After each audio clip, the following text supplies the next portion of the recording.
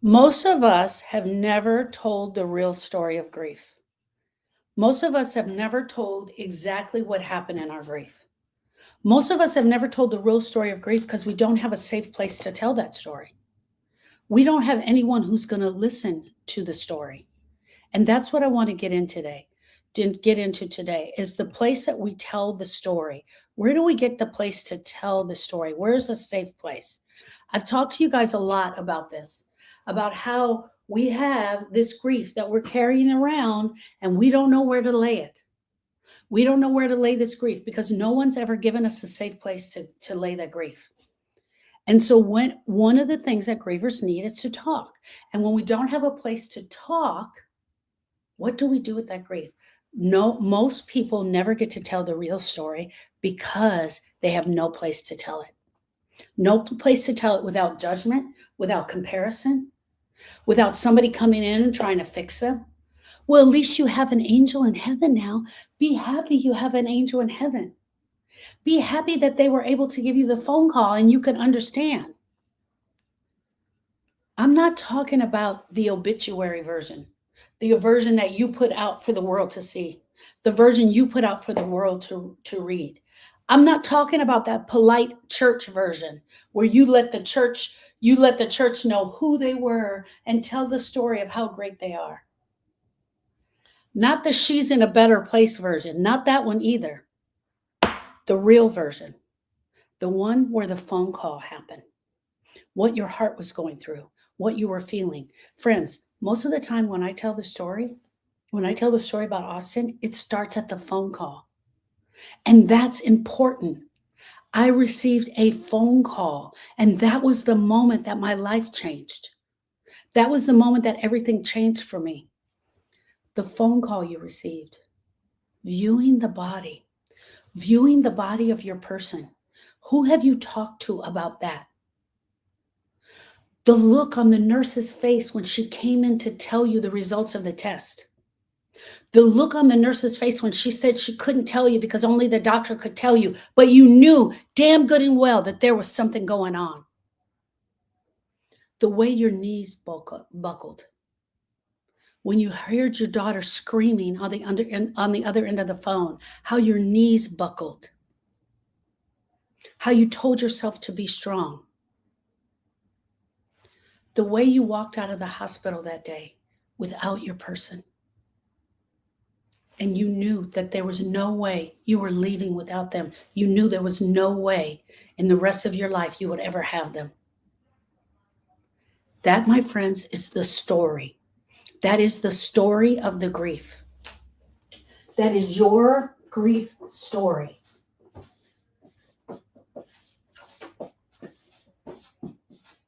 That is the story that you tell everybody, including yourself. And this grief story is not finished. This grief story started the day you got the phone call, the day you got the diagnosis. Most people really want to tell their story. They want to tell everybody what happened to them. It's not because they want to blab their story that their person died. It's because their brain is trying to make sense of this story. Your brain is trying to make sense of what this story is and how it happened. And because we don't have places to tell our story that's safe, that we can tell it without judgment, without comparison, most of us get stuck. Most of us get stuck. And that's exactly why I created the story room. I created a place where you could come in and tell your story, where you could come in and tell your story safely. And I guarantee you, you're going to come into the story room and you're not going to want to talk. And that's okay. You're going to come into the story room and you're going to listen for 1 week or 2 weeks or 3 weeks, and you may never share anything. And that's okay. And the story room is not just grief support. It's not just grief support. It's a place where you can lay your grief comfortably. We're not going to try to fix you. We're not going to therapize you. The story room is where the moments in grief get spoken. and they get spoken out loud. Because let me tell you, when you don't tell the story, and you don't speak it out loud inside of your body, it's going to try to come out. It's going to come out in headaches, in stomach aches, in exhaustion, depression, panic attacks, anxiety. That's how it's going to come out. If this story doesn't get a chance to seep out, it will stick down in there. And when it sticks down in there, it's going to come out any way that it can. And I promise you, you won't like it. I promise you, you won't like it. 2006, I was sitting in a real estate open house. I had my husband there, and this is always a part of my story. I always want people to know that he was there. Didn't change anything. I don't know why. I just want people to know that he was there. We had this thing where we would go and do real estate open houses because I was afraid to do real estate open houses by myself for fear that I'd be attacked inside of the house, because you always hear the horror stories. And he would come and he would sit on the couch and he would hold a flyer on the house. And when someone would walk in, he would stand up and walk around with the flyer like he was looking at the house. No one would know, but I just had that protection. And he would walk through the hallway and look at the bedrooms. And we had this great plan, and we would do it all the times that I had open houses. And I loved it because I wasn't in the open house by myself. So he and I could be talking while the open house was going on. So he was sitting on the couch with his flyer ready to go, and the phone rang. And I looked at the phone, and it was my daughter, Brittany. And I looked at the phone and I was like, oh, Brittany's calling me. Hey. And she screamed into the phone, Mom, I lost Austin. And at that moment, I didn't believe she knew that she had said the words, I lost. And when she said that, my knees went weak and I fell to the ground. I still had the phone up by my ear. And my brain, I was saying, be strong, be strong, be strong. Because the only thing I knew was that I needed to be strong for her. I needed to be strong for her beyond a reasonable doubt. And I said, he's there, sweetie. He's just walked off. And then she lowered her voice. And through a million tears, she said, I'm so scared. Mom, I'm so scared. And all I wanted to do was jump through that phone and get to her. I just needed to be near my baby girl. I just needed to help her. But in the strong, I started calling off demands. Where's Uncle Keith? Where's Miss Peggy? Where's everybody at? Why are you by yourself? He's walked off. He's gone to get an ice cream. Like I'm trying to fix it right away. We found his shoes. We found his shoes, Mom. I didn't understand the shoes. Okay, you found his shoes. I didn't understand that the ground was 110 degrees at the lake where they were at, and there was no one was walking off without shoes. She was trying to tell me without telling me that he had drowned, that her fear was that he had drowned. She wasn't even sure at that point, but she was trying to send me a secret message, but I wasn't getting it. Friends, when I tell you I've told this story a million times, I've told this story a million times. My brain needed to hear me say it. It's part of my story. It's also part of Brittany's story. It's part of Austin's story. It's a part of Erica's story. It's Lewis's story. It's my brother's story. It's the story of my entire family. But for me, it started right there, that day on June 17th. I am one woman who is sharing my story. I've had a few people that have listened, a few, without interrupting me. I've had a few people who have listened to my story without trying to fix me. I've had people listening to my story that didn't minimize my story. The way that I tell the story, they're on their edge. They're listening for the parts where I say, we found him. There are people who listen to my story and they don't tell a competing story. There are a lot of people who listen to my story and they don't say, well, at least, fill in the blank here. At least you had him so long. At least you had him. That's what the story room is. It's a place for you to come in where you are listened to and heard with respect, where you get to tell the story. And we start at the beginning and you get to talk and we hold your grief. We hold your grief and that's it. Because talking is the first part of grieving. I built the story room on one belief. I built the story room based on one belief, that unspoken grief stays active.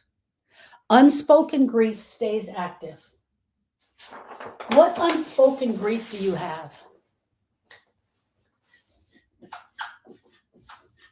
Unspoken grief is grief, and it stays active in your heart.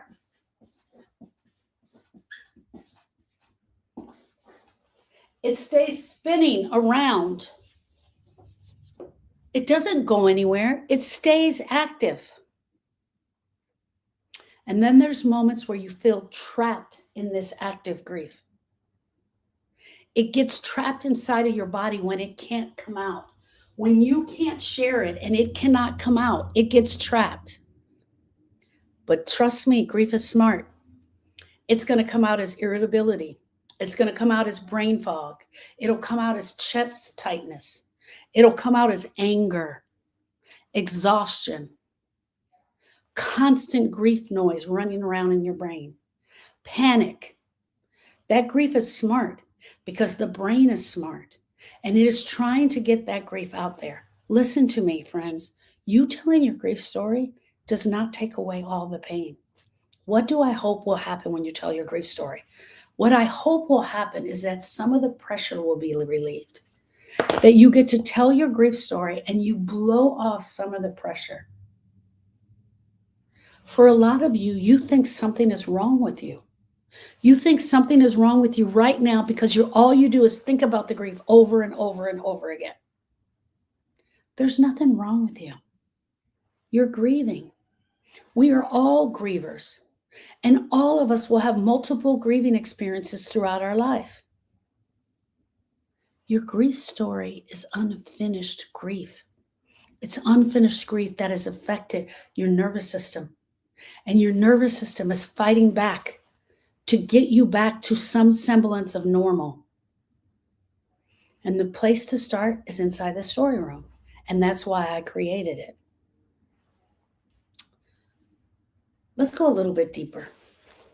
Most women will tell me that they've talked about their loss. Well, I've talked about it already. I went to therapy and I talked about my grief already. I cried already, as if the few moments of crying was all they needed. I described that phone call in detail. There were many times that I told that phone call that I was breaking apart. You have to talk about what you saw, what you heard. And even then, you're not into really what emotion you were feeling because you're telling the story. And then we go down into it and we start to feel those emotions. And we start saying what we wish was better, what we wish was different, all of the more that we wish we had with them. You have said what you felt, but you've always felt judged. And so you haven't gone down deep enough. So it causes you to pull back. And you pull back inside of that grief. You stop telling your story. You stop sharing it. And you're like, well, just going to be like this for the rest of my life. And that's how we walk around in our grief. Most of the time when we are talking about our grief, people are giving us just the facts. Give me just the facts, ma'am. Just the facts. But very rarely do we talk about the moment. The moment where the trauma sits. The moment where the phone call hits that trauma. Do we talk about the trauma of seeing the body? Going to the funeral home? Making decisions? Talking to the priest? Setting up the mass? How often do you talk about the trauma of walking out of the hospital without your person? What it was like driving home without them? Opening the front door and hearing that silence? Seeing their shoes and socks still on the floor? Seeing their keys hanging up on the key ring? How often do you tell that story? That's what the story room is for. It gives us the moments of oxygen so that we can breathe again. Friends, when you hit grief with oxygen, it starts to breathe again, then it can move. It can start moving. Up until then, it just stays stuck.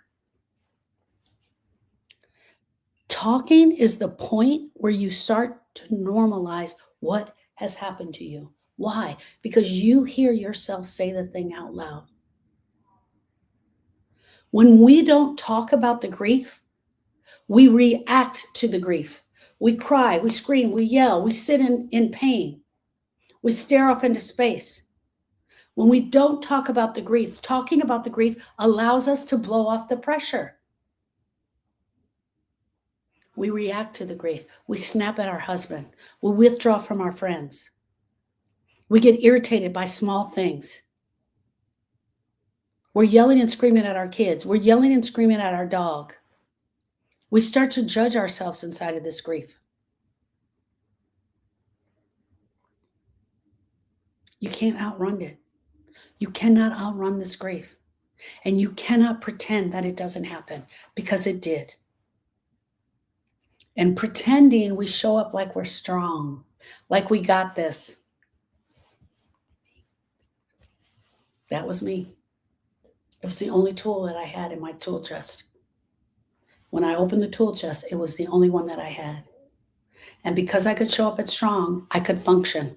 I could handle business. I could smile. I could talk to the funeral director. I could answer all the phone calls.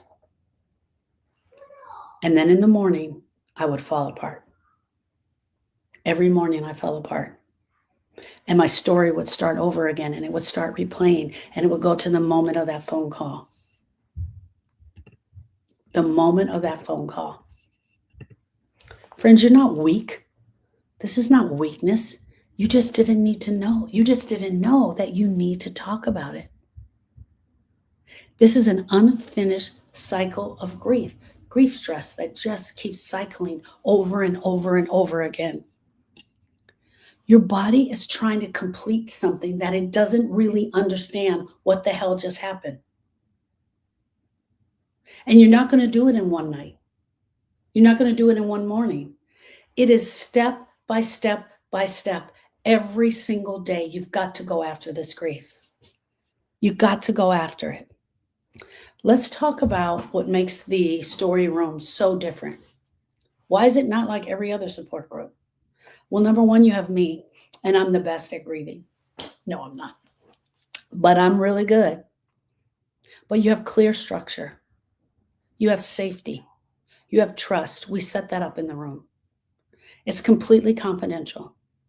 It's structured. It's moderated. I teach a little bit of a lesson. I ask a question.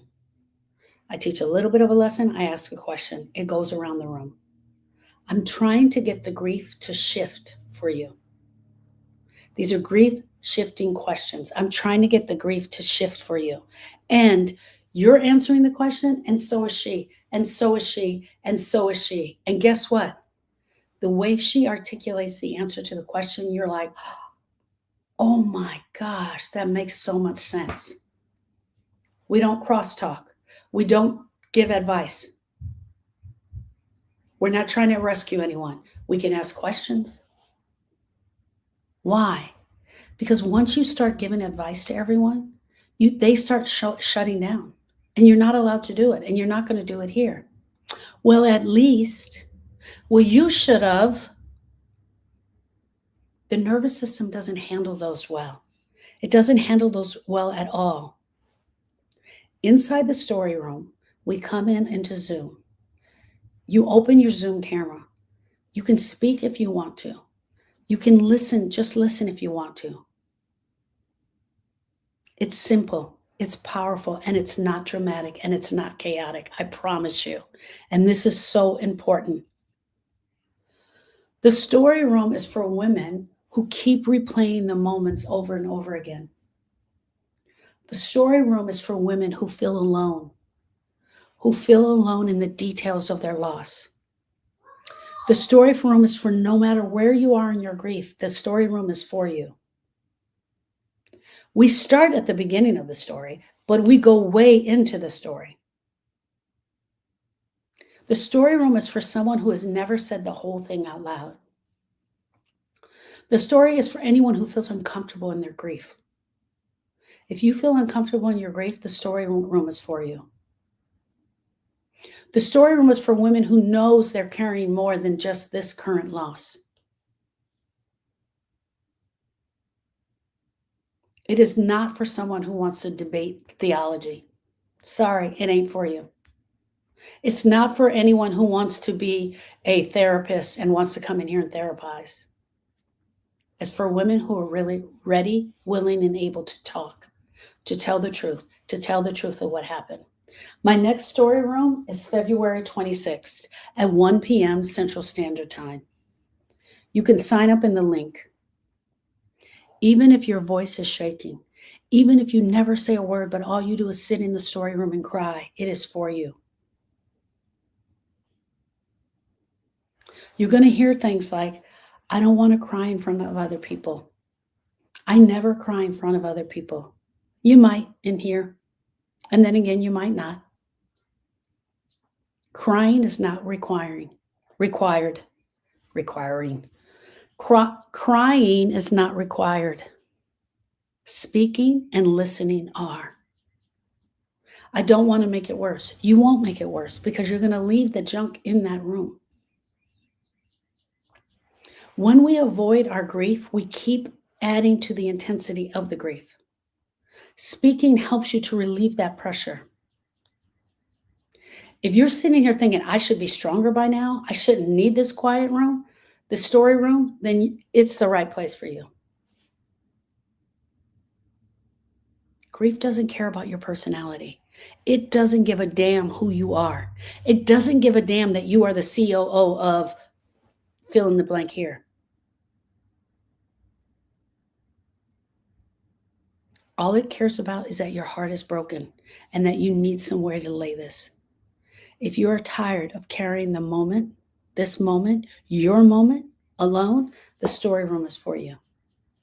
If you're trying to figure out where you are in your grief, the story room is for you. If you have a not polished version of your grief, the story room is for you. If you want some structure, the story room is for you. But more importantly, the story room inside the grief school is where we're building community. We're a group of sisters, women who are holding one another up, on their grief healing journey. We meet twice a month on the second and fourth Sunday of Sunday. I'm really off today. Twice a month on the second and fourth Thursday of the month. You do not have to be dramatic. You do not have to have a ton of etiquette. You only need to be honest. And that's the place where we're going to come in together. If this is for you, click the link that says click here for hope. Stop holding your story in your chest. Bring it inside of the story room. Let us share it together.